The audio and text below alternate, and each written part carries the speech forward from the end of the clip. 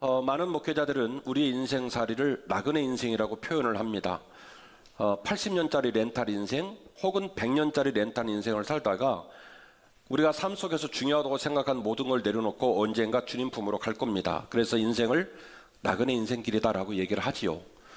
오늘은 입애굽을 해서 결국 400년 동안 하나님께서 약속하신 그 하나님의 섭리와 비전을 이루시고 난 후에 출애굽을 하기까지의 과정 속에 있었던 야곱 가문 이야기를 함께 묵상을 하려고 합니다. 그 이야기를 묵상하면서 나그네 인생을 살아가야 되는 우리의 인생, 나그네 인생을 감당해야 되는 우리 교회에 나아갈 길도 하나님께서 일깨워 주셔서 우리 모두가 정신 바짝 차리고 지금까지 잘해왔지만 앞으로 잘할 수 있는 결심이 이 시간 우리 모두에게 있기를 주의 이름으로 축원합니다. 첫 번째 메시지는 이겁니다. 고센 땅에 마음을 두어야 합니다. 아멘이시죠? 뭘 아멘을 놨어? 내용도 모르시고. 어쨌든 그래도 고센 땅에 마음을 두어야 할 줄로 믿습니다. 잘 아시는 것처럼 요셉이 형들에게 팔려가지고 종된 신분으로 애굽에 내려갔다가 천신만고 끝에 애굽의 국무총리가 됩니다. 그리고 국무총리가 될 수 있었던 사건은 바로 왕의 꿈 때문이었는데요. 그 꿈을 정확하게 해석합니다.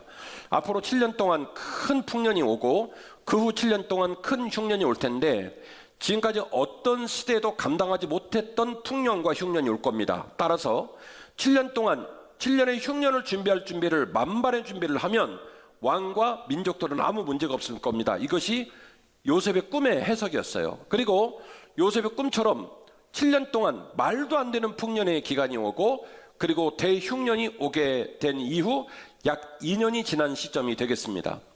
자, 이집트 사람들은 2년 동안 흉년을 맞이하고 있는데 당황해요? 당황하지 않아요? 당황하지 않습니다. 왜냐하면 이 흉년 기간이 어느 정도 되는지를 이미 알고 있어요. 국무총리가 이미 공문을 다 발송해가지고 지자체에서 다 얘기했어요. 몇 년 동안 흉년이다? 7년 흉년이다 라고 얘기를 한 거예요. 그러니까 그들은 말합니다. 이제 2년밖에 안 됐으니 5년은 더 버텨야 된다. 문제는 어디가 문제냐면 고대 근동지방에 있었던 이집트 이웃 국가들이에요. 여기는요 7년의 풍년, 7년의 흉년인 개념을 아예 모르고 있는 상황에 느닷없이 하늘에서 벼락이 떨어진 것 같은 흉년을 감당하고 있는 겁니다. 아니나 다를까 더 이상 삶을 연명할 수 없는 압박을 못 견디고 이 요셉의 형제들, 아버지의 가족들이 자꾸 이집트로 이 먹을 걸 구하러 내려오는 일들이 벌어지게 되는데 그 과정을 통해 참 뜻깊었던 만남이 이루어지게 되죠. 요셉이 자신의 신부를 형제들에게 오픈하고 이제 아버지하고 형제들을 전부 다 어디로 초청을 하냐면 초대장이 미국에서 날라온 거예요. 아버지 형제들 다 데리고 와라. 초대장을 보내줘가지고 드디어 이제 고센 땅으로 내려오는 내용이 오늘 본문에 관한 내용이 되겠습니다. 제가 70에서 75명이라고 말하는 이유는 창세기에서 특정하고 있는 인원이 70명이고요. 사도행전 7장 14절에서 스데반 집사가 돌에 맞아 죽으면서 구약 성경을 인용하면서 말한 인원이 75명이기 때문에 제가 70에서 75라는 표현을 쓰고 있습니다. 여튼 약 70에서 75명의 인원이 이제 어디로 내려가게 되면 애굽으로 내려가게 되는데요. 이 애굽으로 내려가는 과정 속에서 요셉이 설계를 합니다. 어떤 목적과 의도를 가지고 설계를 합니다. 설계를 하는데 그 설계의 내용은 뭐냐면 우리가 어디 와서 있어야 될지를 요셉이 지정을 해줘요. 자, 창세기 45장 9절 이하의 본문인데요. 당신은 속히 아버지께로 올라가서 아뢰기를 아버지의 아들 요셉이 말해 하나님이 나를 애굽의 전국의 주로 세우셨으니 지체 말고 내려오십시오. 아버지의 아들들과 아버지의 손자들과 아버지의 양과 소와 모든 소유가 어디에 머물게 하라고요? 고센 땅에 머물면서 나와 가깝게 하옵소서라고 얘기를 해요. 이 이야기는 올 때 얘기를 한 게 아니라 형제들을 아버지에게로 보낼 때 이미 한 얘기예요. 그러니까 요셉은요 생각이 굉장히 많았어요. 형제들을 아버지께로 보낼 때 이미 생각을 했어요. 우리 형제들과 아버지를 모시고 오면 어디에 머물게 한다? 고센 땅에 머물게 한다. 이거 당부를 했단 말이에요. 그리고 이제 아버지랑 같이 와요. 올 때 이런 얘기를 합니다.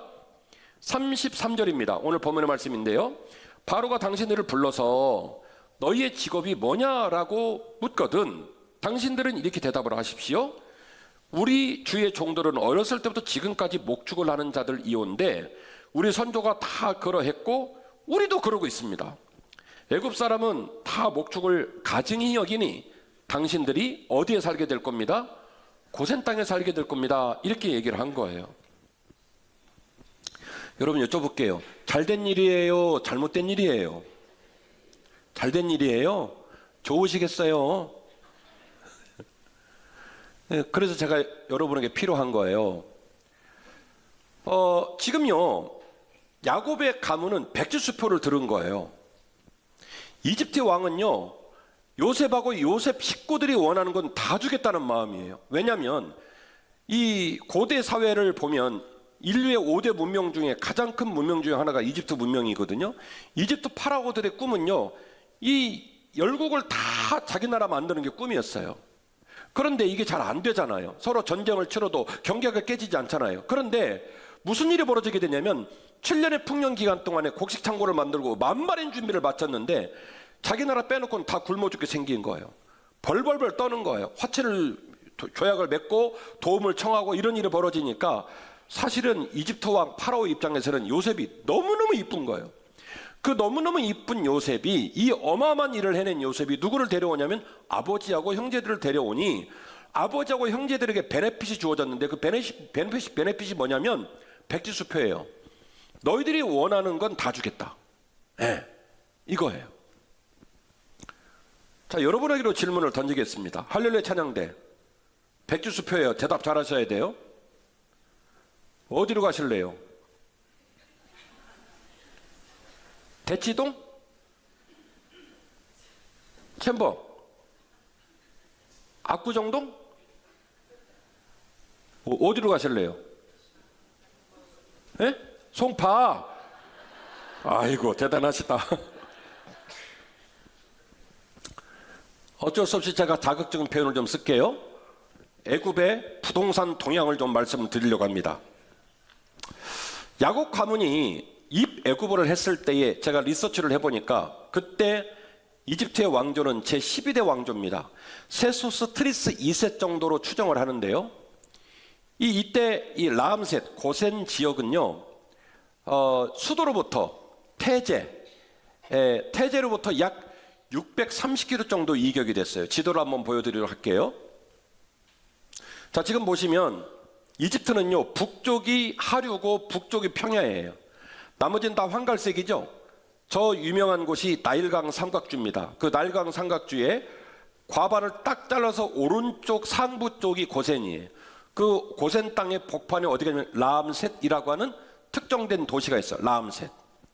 그리고 그 삼각주 꼭지점 출발점에 카이로가 있는데 멤피스, 고대사의 이름으로 멤피스, 지금의 이름으로 카이로인데 이 카이로에서 라암셋까지 거리가 한 130km 정도 돼요. 몇 킬로요? 130km. 자, 그 다음에 이 카이로 멤피스에서 수도로 그 다음 사진을 한번 보겠습니다. 지금의 룩소르라고 하는 테베, 12대 왕조가 있었을 때의 수도가 어디냐면 테베예요. 룩소르. 이 테베에서 카이로까지 거리가 약 500km입니다. 그러면 라암셋까지 거리를 추산해 보면 룩소르에서 지금의 카이로까지, 카이로에서 라암셋까지 약 몇 킬로입니까? 630km 정도 됩니다. 아주 안 놀래는 여러분이 저는 놀랍니다. 서울에서 부산까지 400km 정도 되거든요. 그러니까 지금 사실은 고대 사회의 길이로 보면 어마무지한 길이에요. 룩소르에 수도가 있어요. 그러니까 지금 요셉이 어디 있다고 봐야 되냐면 룩소르, 태제에 있다고 봐야 됩니다. 그리고 이제 형제들이 내려오게 되는데 계속 띄워놓으세요. 요셉 입장에서는요, 말하면 말하는 대로 지금 파라오가 들어주게 생긴 판국이에요. 저 같으면 이럴 거예요. 왕이시여, 왕의 궁정에서 제일 잘 보이는 곳에 우리 가문을 머물게 하옵소서. 왔다 캡장 아닙니까? 뭐 이렇게 세팅을 해야 되는 거예요. 그런데 오늘 본문의 말씀 보시면요, 아버지의, 형제들의, 조카들의 숫자, 그동안 지내왔던 삶, 요셉의 삶, 이런 얘기는 안 나오고요, 계속 고센 이따가 읽어드리겠지만 고센이라는 말이 귀에 딱지가 않게끔 고센이라는 지역 이름만 나와요. 그런데 그 고센이 12대 왕조 때의 시점으로 본다면 아무것도 아니었다는 거예요. 저 위에 하류, 저기에서 이 양들을 먹이고 염소를 먹이고 소를 먹이기 딱 좋은 목초지대가 많은 지역 복판에 어디가 있냐면 고센이라는 지역이 있어요. 시골도 깡촌 시골이에요, 룩소르에 비하면. 그런데 왜 요셉은 백지수표를 들고 말만 하면 얼마든지 가족들의 삶을 어떻게 풀어갈 수 있는 권리가 본인한테 있는데 왜 굳이 꼭 고센으로 오라고 얘기를 했을까? 아까 제가 여쭤봤더니 잘했다며요. 잘하긴 뭘 잘해요? 정신 나간 거죠. 저기 라암셋이라든지 고센이라든지 나일강 삼각주가 빛을 발하고 비중 있는 시기가 된 적은 있습니다. 이후에 출애굽기 1장으로 넘어가 보시면 이스라엘 백성들이 출애굽을 해야 되는 상황이 벌어지는데 그때는 약 이집트 왕조의 19대 왕조 정도 됩니다. 19대 왕조 때에 아주 날아다니는 왕이 하나 있었는데 그 사람이 그 유명한 람세스 2세입니다. 북이집트, 남이집트를 전부 다 통합을 하고요. 그리고 이제 더 나아가 이집트의 변방에 있는 나라까지 가져오려고 욕심을 가졌던 사람이 람세스 2세입니다. 그래서 출애굽기 1장 11절에서 12절 말씀 보면 비돔, 람셋을 이스라엘 백성에게 건축하게 했다라는 본문이 나오죠.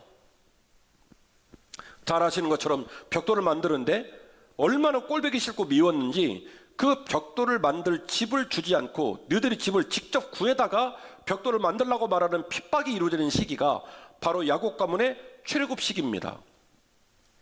이때에 멤피스로 수도가 옮겨와요. 룩소르에서 멤피스로 옮겨오니까 사실은 19대 정도 가면은 나일강 삼각주가 소위 말하는 권력의 요충지, 경제적 요충지로 바뀌는 건 맞습니다만은 그때쯤 되면 요셉의 가문은 무슨 상황이 되냐면 제일 미웃고 제일 핍박당하는 사람들이 돼요. 12대 때는 되게 존경받고 사랑받고 뜻깊은 사람들이었지만 19대가 되니까 이들은 더 이상 귀빈이 아니라 진상 아주 그냥 너무너무 미운 사람들이 되고 만 거예요. 고센 땅이 주목받을 수 있는 상황이 만들어졌습니다. 수도가 멤피스로 옮겨왔습니다. 그래서 경제적 상황이 좋아지고 정치적 상황이 좋아졌으나 오히려 민족들에게는 12대보다 더 어려운 일이 벌어지게 되었습니다. 박자가 엇박자가 나도 많이 엇박자가 난 거죠. 12대 때 차라리 룩소스로 내려와야 되는데 12대 때 고산 땅을 택하고 그리고 19대 때 고센 땅이 경제적 요충지가 되었으나 이미 이들의 신분은 거기에 섞이지 못하고 핍박을 당하는 비참한 상황에 놓이게 되고 말았다라고 하는 것이죠. 여러분 람세스 2세가 어떤 사람인 줄 아십니까? 지도를 다시 한번 보여드릴게요. 룩소르에서 아래로 한참 내려가면요 나세르라고 하는 호가 있어요. 호수인데 이 나세르호에 여러분이 이집트 여행 가면 가보는 아부신벨 신전이 있습니다. 이 아부신벨 신전이 어마무시합니다. 이 아부신벨 신전을 누가 지었냐? 람세스 2세가 지었습니다. 이 아부신벨 신전을 저는 아직도 못 가봤습니다만은 너무나 많이 봤어요. 텔레비에 많이 나와가지고. 아부신벨 신전에 딱 들어갔을 때 입구가 이렇게 생겼어요. 보여드릴게요. 본 적 있죠? 예. 저기 지금 4명의 왕들이 앉아 있잖아요. 이 왕이 다 동일 인물이에요. 얼마나 자기 애가 심했는지 자기 석상을 4개나 만들어 놨어요. 이런 람세스 2세가 19대의 왕조가 되어지니까 이스라엘 백성들을 그렇게 핍박을 하게 되어서 당시 그때는 뭐라고 얘기를 하냐면 이스라엘의 요셉의 가문이 이집트의 황제에게 얼마나 소중한 사람인지를 모르는 왕들이 통치를 하기 시작했다 이렇게 얘기를 합니다. 그리고 우리가 출애굽기를 보니까 그 시기에 이 파라오들이 이집트 안에 있는 이스라엘 백성을 핍박한 이유를 뭐라고 말을 했냐면 우리들의 대적이 있는데 그 대적들과 연합하여 우리들과 함께 전쟁을 치를까 염려하여 그들을 핍박했다는 거예요. 우리는 의문이 듭니다. 도대체 왜 요셉은 자신의 가문을 굳이 고센 땅에 정착시켰을까? 세소스트리스 2세 때의 시대는 수도가 테베, 룩소르입니다. 630km 떨어진 그냥 벌판 같은 땅, 사람들이 신경 쓰지 않는 땅입니다. 왜 굳이 그런 땅에다가 가족들을 정착시키려 했을까? 성경을 연구하는 제 입장에서는 요셉이 잠깐 기간 동안에 그의 민족과 그의 가족들을 이집트로 초청하긴 했으나 반드시 이 땅을 떠나야 되는 생각을 마음에 품고 있었고, 그래서 의도적으로 이집트 땅으로 가족들을 초청해 오긴 했으나 그 가문이 이집트의 문화와 문명과 종교에 섞이지 않기를 원하고 있었다라는 것을 느끼는 거예요. 본문의 말씀 34절입니다. 당신들은 이르기를 주의 종들은 어렸을 때부터 지금까지 목축하는 자들이온데 우리와 우리 선조가 다 그러합니다. 애굽 사람은 다 목축을 가증히 여기니, 이 표현을 말씀을 드리면 어떻게 표현하면 되냐면 별로 중요하게 생각하지 않는다는 거예요. 비주류, 정치적으로, 경제적으로, 문화적으로, 문명적으로 신경 쓰지 않는, 어떻게 보면, 그래서 나중에 이제 47장을 보면 무슨 얘기가 나오냐면 너희들이 원하는 대로 고센 땅에 머무르는데 너희들 중에 가축을 잘 두르는 탁월한 사람이 나온다면 내 가축도 돌봐주라. 예, 그래서 조달청 공사가 이루어져요. 드디어 목축 분야에 대해서는 요셉의 가문이 관여를 하는 일이 벌어지게 되는데, 사실은 파라오 입장에서는 그 일 말고는 그 비옥한 땅, 그 목초지 때에서 양들을 돌보거나 소를 돌보는 일 외에는 관심이 있어요, 없어요? 없어요. 그래서 그 땅을 가증히 여기기 때문에 당신들이 육축이 목축하는 일이 당신들의 가업이라고 말하면 자연스럽게 어디 머물게 될 겁니다. 고센 땅에 머물게 될 겁니다. 그러므로 고센 땅에는 새로운 시대를 향한 분별과 결단이 담겨져 있는 줄로 믿습니다. 고센 땅은요, 정치인의 눈에는 별것이 아닌 것처럼 보이고, 경제인의 눈에도 별것이 아닌 것처럼 보이고, 문명을 바라보는 시민의 눈에도 별것이 아닌 것처럼 보일지 모르겠으나 요셉의 눈에는 그가 생각하고 있는 분별, 그가 생각하고 있는 새로운 인생의 꿈이라는 관점에서 보았을 때 매우 매우 중요한 땅이었어요. 하나님은 그 땅에서 하나님의 거룩한 새 길을 열어 가셨기 때문입니다. 그러므로 우리에게도 우리의 마음 가운데 고센 땅을 향한 분별이 필요한 줄로 믿습니다. 그렇게 분별하고 그렇게 잘 결단하면 하나님은 그 결단의 땅에서 새 길을 열어 가실 줄로 믿습니다. 잠깐 고개를 들어주실래요? 여러분, 지난 일주일 동안 열심히 살았죠? 예, 여러분 이마를 보니까 나 지쳤음 써 있어요. 나 고단함. 또 어떤 사람은 나 죽고 싶음 이렇게 써 있어요. 삶이 너무 무거워요. 그런데 말이죠, 우리의 삶은, 우리의 삶의 영역이 얼추 지금 정해져 있어요. 우리의 자식의 명단도 나와 있고, 우리 자식이 현재 시험을 볼 때마다 성적이 얼마나 나오는지를 우리는 너무나 잘 알고 있어요. 우리 사업장의 물동량이 얼마나 되는지, 내 지혜와 능력치가 어딘지 다 알고 있어요. 그런데도 불구하고 우리는 거기다 압박을 더 넣으면서 잘해보려고, 성공해보려고 얼마나 일주일을 열심히 살았나 몰라요. 우리의 삶이 어느 정도 규모가 다 정해져 있어요. 그 말은 무슨 얘기냐? 세게 한다고, 열심히 한다고, 최선을 다한다고 막 달라지는 게 아니라고요. 그걸 거꾸로 말하면요, 여러분이 잠깐 멈춰서고 여러분에게 주어진 기회와 에너지와 시간을 뒤로 좀 빼도 큰 문제가 생기지 않는다는 거예요. 제 말 얼마나 알아들으시나 모르겠지만 한국 사람은 원래 열심히 살아요. 그래서 여러분이 멈춰서고 여러분에게 주어진 기회와 시간을 하나님께 나누고 하나님의 생각을 들어보고 하나님의 관점으로 내 삶을 다시 보겠다 해도 큰 일이 일어나지 않아요. 50보 100보예요. 제 말을 얼마나 알아들으시나 모르시겠지만 하나님의 방법과 하나님의 지혜로 열어가실 그 고센이 오늘 이 아침에 우리에게 보여지기를 주의 이름으로 축원합니다. 47장 1절입니다. 요셉이 바로에게 가서 고하여 이르되 내 아버지와 내 형제들과 그의 양과 소와 모든 소유가 가나안 땅에 와서 어디에 있나이다? 고센 땅에 있나이다. 얼마나 집중을 했는지 이미 올 때, 이미 그 일행들이 올 때 어디에 안착을 시켰냐면 허락도 안 받고 어디다 이미 지금 안착을 시킨 거예요? 고센 땅에 딱 앉혀놓은 거예요. 4절, 그들이 또 바로에게 고하되 가나안 땅의 기근이 심하여 종들의 양떼를 칠 곳이 없기로 종들이 이곳에 거류하고자 왔사오니 원하건대 종들로 어디 살게 하옵소서? 고센 땅에 살게 하옵소서. 6절, 애굽의 땅이 내 앞에 있으니 땅의 좋은 곳에 내 아버지와 내 형제들이 거주하게 하되 그들이 어디에 거주해요? 아주 그냥 고센 천지죠. 고센 땅에 거주하게 하고 그들 중에 능력 있는 자가 있다면 그들로 하여금 내 가축을 관리하게 하라. 수의 계약이 이루어지고 있는 거예요. 요셉 가문에게 왕의 뭘 맡겨요? 왕의 가축 분야는 맡기겠다, 이 얘기예요. 그 말은 무슨 얘기냐? 파라오 입장에서는 고센 땅에는 뭐나가 있어야 되는 거예요. 왕의 신화, 왕의 경제, 왕의 문화, 뭐나가 있는 거예요. 겨우 뭐나가 있는 거예요. 가축이나 가 있는 거예요. 그러니까 그 땅이 그렇게 좋거든, 그 땅을 그렇게 사랑하거든, 뭐 책임져라, 가축 책임져라, 이 얘기예요. 11절입니다.